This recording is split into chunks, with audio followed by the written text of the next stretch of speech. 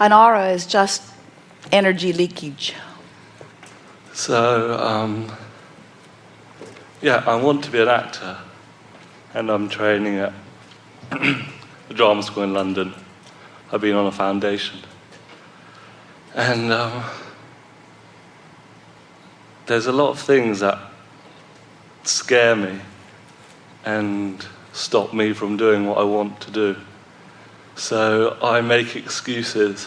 For example, I had an audition the other week at this drama school I'm at, and there was no success, so I use an excuse like, oh, my articulation's not good enough, my breathing, why did he get in, that's not fair. But then what I want to do, and I'm scared of doing it, for examples, we have little group exercises where we do sight reading, and because I have dyslexia, I'm scared of just throwing myself in and looking like a fool, I guess. But I want to do it, so, and I can see myself doing it, but I'm scared of doing it. Well, there are a number of things that we want to give to you, and you're going to hear this really easily. It's going to make perfect sense to you, and as you sort of settle in to the ideas that we are presenting here, you're going to find it surprising at how your discomfort dissipates and how powerful you begin to become. So first and most important, now we've already talked about this a little bit here, but we're going to amplify it for the sake of this wonderful question. Do you hear what we say when we say the contrast causes you to put more into your vibrational escrow? So it's accurate to say that if someone is sick today, that their desire for wellness is stronger than when they were not sick. So they're actually sending a more acute, more pointed, more focused, more powerful rocket of desire into their vibrational escrow for wellness than before. So can you imagine how, if you are willing to subject yourself to the discomfort of those auditions, can you imagine you don't get it, you want it more. You don't get another one, you want it more. You don't get another one, you want it more. In other words, some of the most spectacular and well-renowned actors in the world are those who had rejection after rejection after rejection, and they often say that's what toughened them. We say, no, that's what made them. That's what helped them to fine-tune who they are. That's what helped them to know what they want. That's what helped them to intensify their desire, you see. It's so the rejections, unpleasant as they may seem, are the very stuff that are building your portfolio, you might say, in this vibrational escrow. You hear that and can feel that, can't you? But now there's another step to it. It doesn't matter, oh, there are a lot of people that through that trial and error experience have built magnificent portfolios. As we said earlier, there is a veritable fortune aligned for so many people who never let themselves have it because they continue to beat the drum of the absence of what they want. So at some stage along the way, in other words, step one, contrast, contrast, contrast, ask, ask, ask, ask, ask, ask, ask. You just can't do enough asking. Don't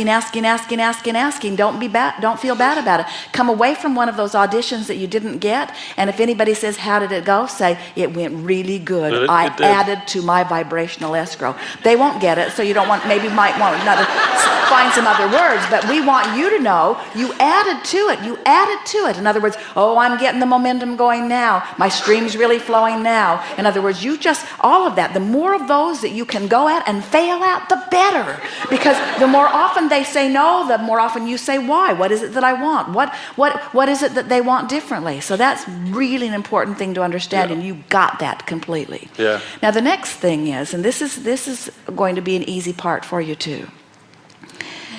This is the most important aspect of this adventure that you are upon.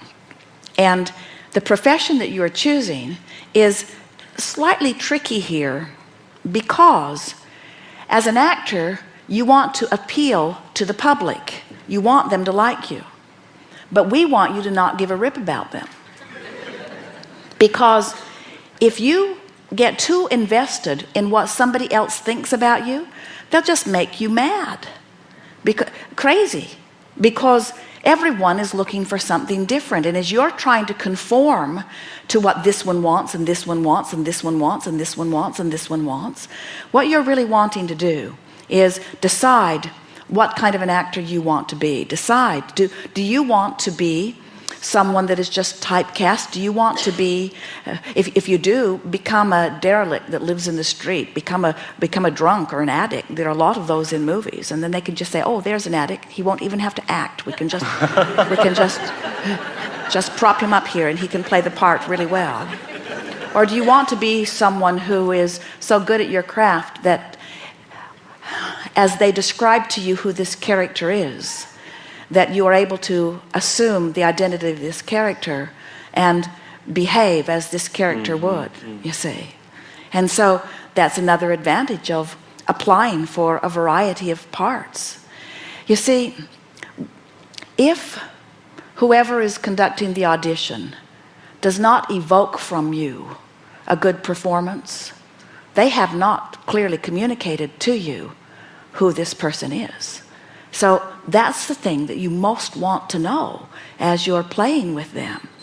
Get them to describe more fully to you who this person is. Who is this person? How does this person fit into this? And then you, as quickly as you can, get yourself off alone where you can internalize for yourself who this character is.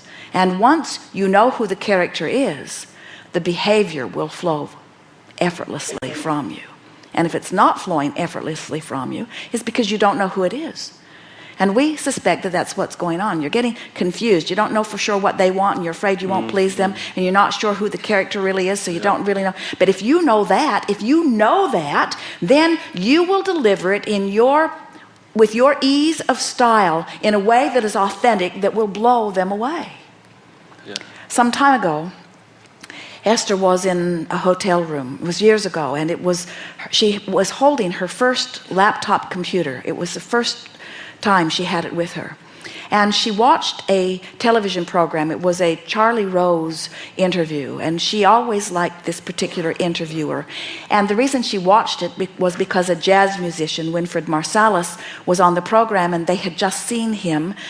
And so Esther wanted to see this interview. And so much that he said resonated with what she has learned from us and what she knows to be. But on the same program was an author. And he was asked the question by the interviewer, how do you write the dialogue for your characters? And he said, I don't. And the interviewer could not understand. Well, you do write it. What do you mean you don't write it? And he said, all I do for myself is identify who the character is. And I put these characters who I've identified, and I could put any mixture of them together. I identify all of these characters, and then I throw them into a situation, and then they write their own parts because they are who they are. And so they consistently behave in the way that each of those characters would behave. And Esther said to us, Abraham, what do you think about that? And we said, well, let's see how it goes. And so we described a character for Esther, many pages of a character. And then we said, listen to what Sarah has to say to you. And now this character begins speaking. In other words, it's not a difficult thing when you know who you are, you see, to deliver the authentic performance. So the last thing that we want to say to you, and we touched on it just a little bit, is, and we know we're out of time, come to us where there is no time and we'll chat on endlessly. When you remember that you have access to infinite intelligence and that it is always there for you, so you care about being in tune with who you are first and foremost, that's where you gain your confidence. In other words, you don't get your confidence from experience. You get your confidence from alignment. So it's the pre-work that you do prior to the audition that matters most. It's the self-talk. It's that this is going to be fun, and at a minimum I'm going to learn a lot, and it's going to be fun to interact with these people, and it'll be fun to see how they work this situation, and it'll be fun to feel how I hold myself steady, and it'll be really fun to see what it is they're looking for, and it'll be fun to watch the others and see how they go. It's going to be really fun to feel them pull through me. It'll be fun to see how good they are at drawing forth from me what they want. And here is the most significant thing that we want you to know. If you can see yourself as someone sought after, so that you are doing the interviewing here. In other words, you're going to see if what they have going on here is up to speed with who you are. It's not about you being chosen from them.